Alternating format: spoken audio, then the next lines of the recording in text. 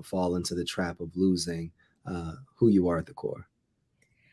Yeah. Man, I think it's honestly an everyday thing for me to just be like, okay, what does Maya want?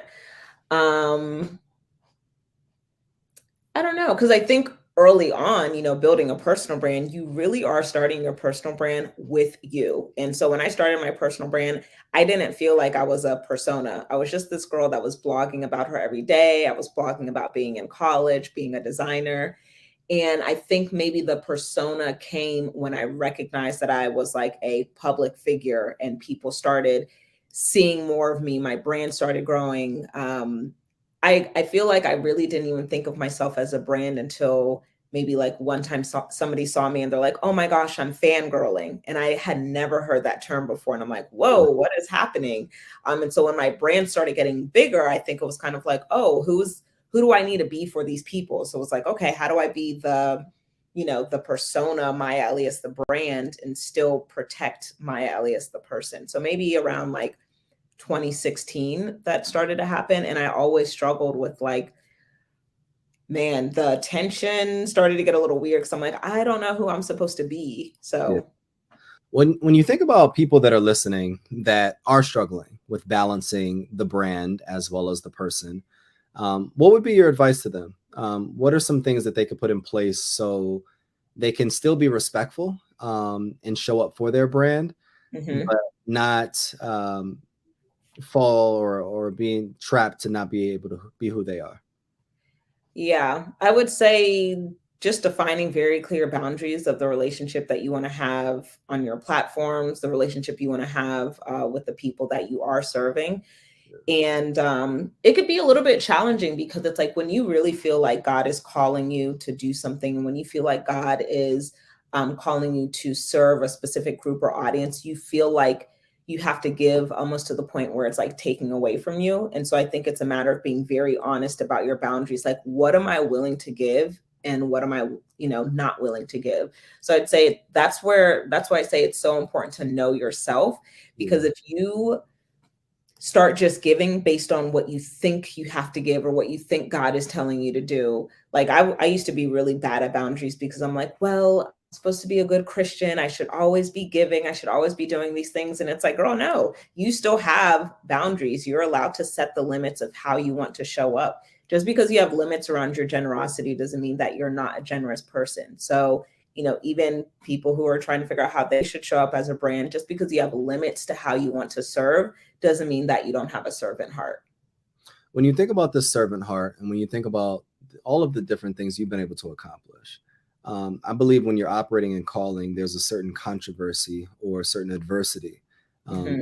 you're met with. What are some things that people can be prepared for as they're continuing to grow their careers? Um, be prepared to be misunderstood. Um, I know that's something for me that could be really frustrating for me. Like earlier when I said, "Oh, when my feelings get hurt," I feel really sensitive to when I'm misunderstood because I want to put out like this personality that I'm really caring, right? And so somebody is looking at my brand and they're like, oh, Maya is selfish or Maya is mean or whatever it is. I feel hurt because I'm like, that's not the person that I want to, present. But it's like, People you really know, say that, Maya? Because I don't ever get that. well, good. It's not, it's all, it's, when I say be prepared to be misunderstood, also be prepared for criticism and also be mindful that the criticism is the minority, but it can still cut so deep, right? So you probably haven't heard it by the grace of God, but I've heard it because it's coming, to me. It's not, thank God I don't have any pages that are like anti-Maya or anything like that. But, throughout the years, there might be somebody that takes something personally that literally has nothing to do with you, but because somebody in their season of whatever they were going through read your blog post at one time or saw a video of something you said at one time and it triggered them, it was turned around on you. So I would say just be prepared to be misunderstood, be prepared for some criticism, be prepared that not everybody is going to support you in the way that you desire. And you still have to, that is again why you have to know yourself, Yeah. right? When I think about, I'm sure you've probably read this book, probably even more than once, The Four Agreements, when he talks about not taking anything personally. How people feel about you is their problem. And so if you don't know who you are going to take how people feel about you personally. If somebody comes up to me and says, "Oh, Maya's so ugly," like, I'm not going to be offended because I know I'm not ugly. If somebody comes up to me and they're like, "Maya's so stupid," I'm going to look at them like they're stupid because I'm like, you must not know who I am. So when you know who you are, it's so much easier to deal with being misunderstood and being criticized. That's good. That's good. I love that. When you think about who you are at the core, what did it take for you to become this person? What was the climax of your story? Therapy definitely helped. And that was a question that my therapist would ask me for like a year and a half. That was hard for me to answer. Like, Maya, what do you want? What do you want? What do you want? Because I would always consider what other people wanted. I was definitely a people pleaser. I wanted to please my parents. I wanted to get the degree for them, even though I never did. That's why dropping out of college was the scariest thing. But I think it takes just feeling out of alignment. Like, you can only operate outside of yourself for so long before your body and your spirit is like, girl, what is going on? You're going to have to figure something out because you're just not feeling really good. So I think just feeling out of alignment, feeling like I really want to be myself. And you'll have those multiple moments. Like for me, I think the first time I really felt out of alignment was when I was in college and I wanted to drop out really badly. And I could tell that I don't think that I understood it at the time that I was anxious or dealing with anxiety or feeling depressed, but I know a lot of that was because I'm in an environment that I don't feel great in. I know I want to leave and I want to do entrepreneurship full time, but I was trying to stay in college, to please my parents. So that's like one example of recognizing I'm not really doing what Maya wants. When you think of 6 to 12 months from now, Maya, what do you want? Personally and professionally.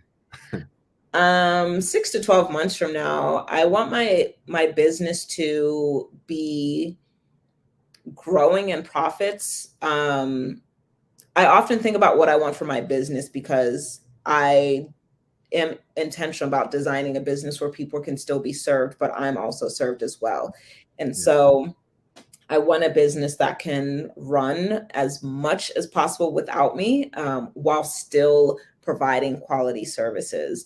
So I really want that. I want to just continue being free, traveling. Like a couple months ago, I took my parents to Turks and Caicos now that they're officially retired. So I just want to continue spending time with my family. Like, generally, I love how my life is now, and I want it to continue going in that trajectory. And I would say just growing in my relationships, and continuing to feel confident in myself, continuing to practice saying what I feel in the moment. So just thinking about, all the little personal development things that I want to get better at. Nah, I appreciate that. I think that a lot of times we come on these podcasts and have conversations, online, and we talk about a lot of the things that we're doing right. We talk about our aspirations and our successes, but I'm interested in some of the things that went wrong. What are some mistakes that you've made that taught you most about yourself, but also you recognize propelled you forward more than your successes? Some mistakes that I've made. I think some mistakes would be in my personal and in business would be not clearly communicating what was going to happen or what I desired. And I think the lack of communication came from, the people pleasing or not wanting to upset people, right? It's like, and, you and I have had this conversation before where I'm like, you know what? I've recognized that people pleasers are manipulative because they're nice. They're more nice than they are kind. And people think that nice and kind are the same thing, but it's like, nice people are performative. They want to be liked. And so they are willing to, and they have a desire to have integrity, but when you're nice and you're a people pleaser, you don't have integrity because you put your true feelings to the side to manipulate an outcome. And you're looking for the outcome of being liked by your clients, being liked by your partner, being liked by your friends, being liked by your parents, all of that, instead of simply just being honest, instead of simply just telling the truth of what you truly desire. And so any situation where I should have prioritized being honest about what I wanted, regardless of how it was going to make other people feel. It's negatively impacted me because the truth eventually came out. What I desired actually came out. It probably manifested in my actions. And so people that I care about, they're looking like, okay, but her actions aren't lining up with what she said because she told me she wants to do this, but her actions show this. So they'd be looking at me like, why didn't you just tell me you wanted to do that in the first place? All right, so I'm gonna put you on the spot. Where can you be more honest in your life right now? What are some things that you know you want to be doing? You recognize maybe it's not the right time, or maybe you haven't been fully communicative or honest in those things. What are those areas? I'd probably say maybe in romantic relationships. I am, I think the thing with me too is like, I'm very observant and I'm very strategic. And so that can, again, kind of be a little bit manipulative, even though I'm not trying to be. And so sometimes in relationships or dating, I'll observe a person, make my mind up about who they are based on what they're telling me or whatever. Um, and I might be thinking something or feeling some type of way, but I will wait until I feel like it's the right time to address it, instead of like, if we're at dinner and we're having a conversation and something comes in my mind, instead of just me saying it right there in the moment, I might bring it up, 3 days later, and they're looking at me like, the food has already been digested and you're literally bringing up this conversation 3 days later. Like, what are you talking about? So I would definitely say in personal relationships, I can be more honest quickly. I think that a lot of times there's a lot of questions that we're seeking to answer. What is a question that you're seeking to answer in this season?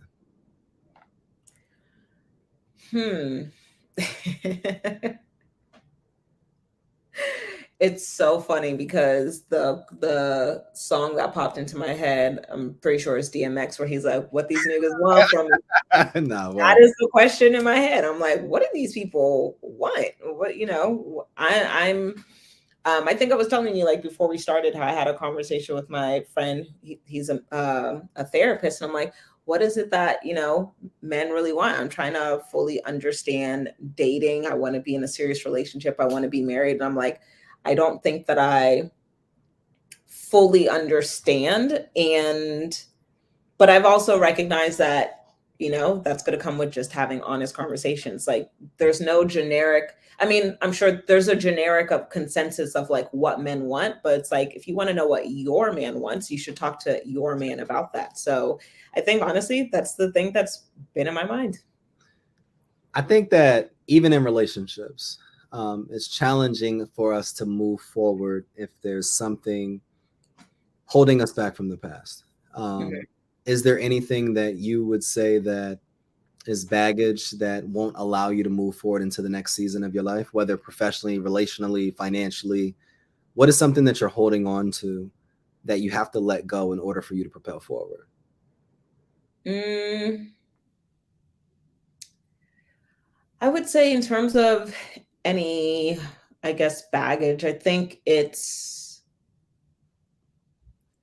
for me, I really do think it comes down to like the people pleasing again, because it's like, how can I move forward and not be 100% honest about my own desires?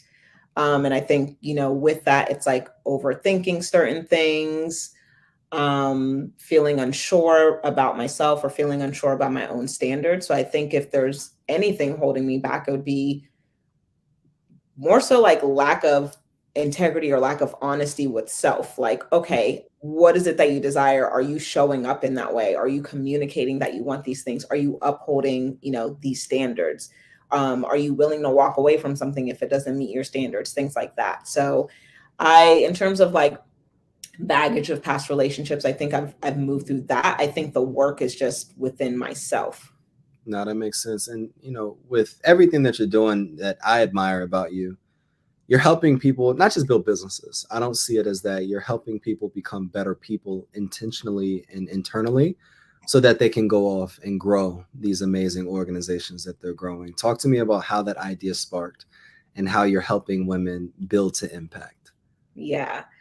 Man, I love what I do so much. I started in this space, in this industry, by being a web and graphic designer. And I recognized that there was a gap where people wanted to look a certain way online, but they didn't know how to communicate the value of what they did. And so that is when I started learning my gifting of messaging. Like, how do you articulate what you bring to your industry? How do you articulate how you want to help people, how you can serve people?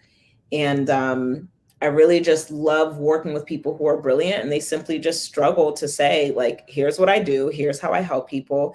And so that's how I transitioned into coaching from the design space. And so now a lot of what I do is, like, one thing that I just genuinely love doing as a person is just encouraging people and making them feel really valued, right? By how I communicate with them through kindness and all of that. And so I love to do that on the personal end, but in business, once I can get you to see your value in your business and in your gifts and in your skills, you show up so much more confidently. And that's a huge part of what is going to make your business successful.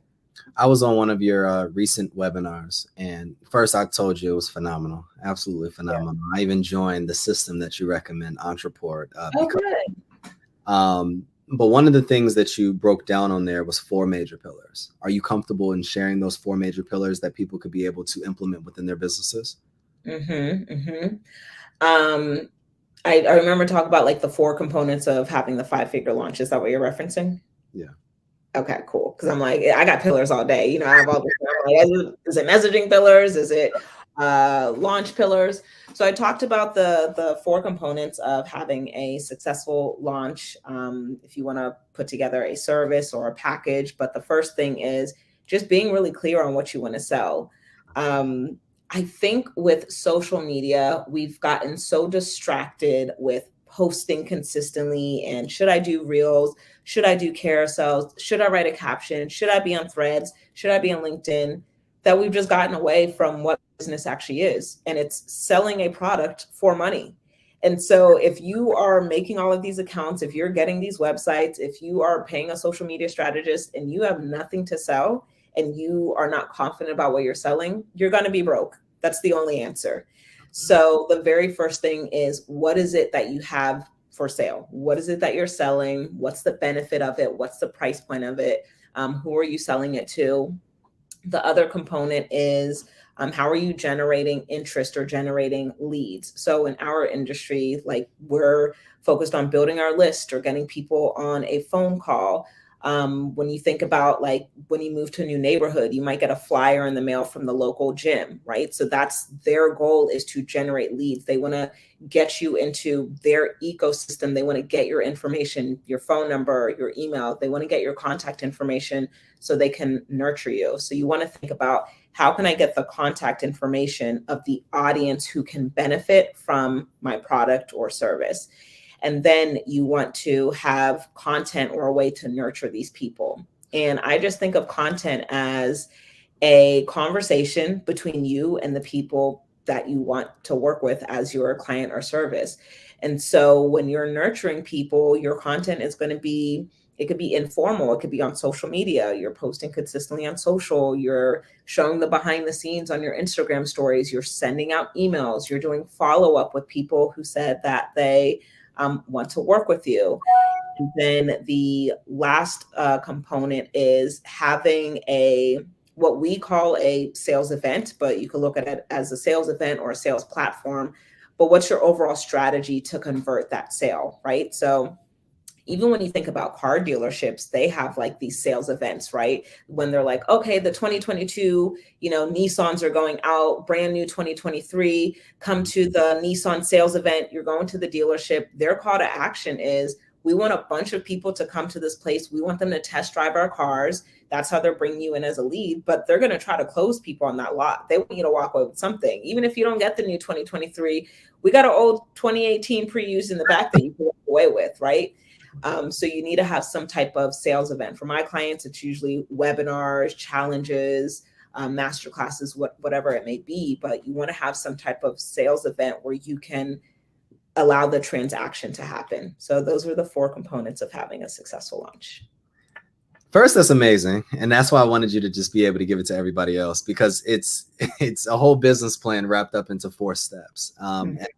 Anybody that's in business that can understand it understands how important and how valuable that is. One of the things that I hear all the time, and I hate when I hear it, but it's this question of like, how much should I be giving to people? Mm-hmm. Another perspective is that your free content should be better than your paid content. Mm-hmm. Can you talk to the entrepreneur right now that is listening in and they're afraid that when they show up in the marketplace, they'll be giving away too much? Got you. Got you.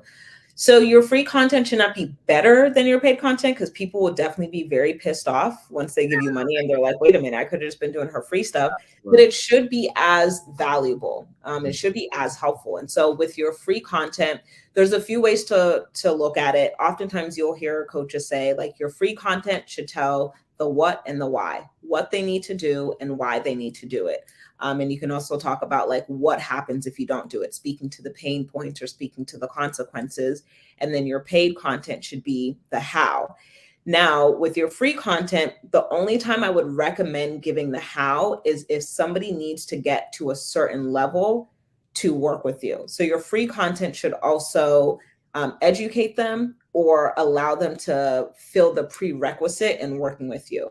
And so an example of that is when our clients come in our program, the clients who have the most success are the clients who, let's say, already have an email list. So we might put out a free course that's like how to build your email list to 1,000 subscribers in 90 days. And we'll tell you the how, because once you have that down, you're going to be so much more successful in our paid content. So just as a recap, your free content should be the what and the why. Your paid content should be the how. But if you are going to give away a how, it's really to educate them and get them to a level where they're qualified to be your customer. Maya, you come on probably podcasts all the time. Podcasts, lives, webinars, do different things. What's a question that you wish more people asked you? I don't know. I know a question that I hate when people ask. So Maya, tell me about yourself, and it'd be so generic. Like, have you ever heard of researching? A question I wish more people would ask. I honestly don't know. I'm always open to whatever questions come. And usually when podcast hosts send me the questions beforehand, I don't look, because I like to give like the most honest, upfront, and genuine answer for where I am in that moment. So whatever you want to ask me, I'm always open to answer. Where are you in this exact moment?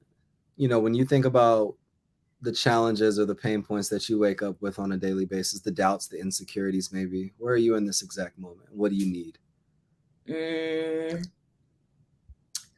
I would say I kind of look at it as like, what is it that I need to prioritize to get what I want? And I would say my number one priority right now are making 2 specific hires so I can kind of step back a little bit in my business. And I honestly don't even work that many hours, but I truly just desire wanting to own businesses or own assets and not run them. That is just my ultimate desire. Like I deeply just want freedom. Like I'm willing to do the work and I'm a hard worker, but if I don't have to work, even better. Yeah. So from the business side, making those 2 specific hires. From the personal side, understanding myself more in healthy relationships. I think that's where I am. Like those are the 2 things, because like when it comes to my finances, when it comes to my family, when it comes to my freedom and traveling and all of that, I feel so full and so fulfilled with that. I feel like, oh, I can wake up and call my parents. I can drive over to my parents' house if I want. I can, go to my sister's house who lives 6 minutes from my parents. I'm going to be with them later this week, all in LA. And I'm so excited that we get to do that. But if I'm like, what's the thing that I want to get better at or prioritize? It would be a little bit more freedom in the business and figuring out